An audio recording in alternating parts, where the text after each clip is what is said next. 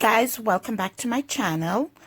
In today's video, I'm going to show you how I box braid on medium 4C natural hair. Hope you enjoy this video.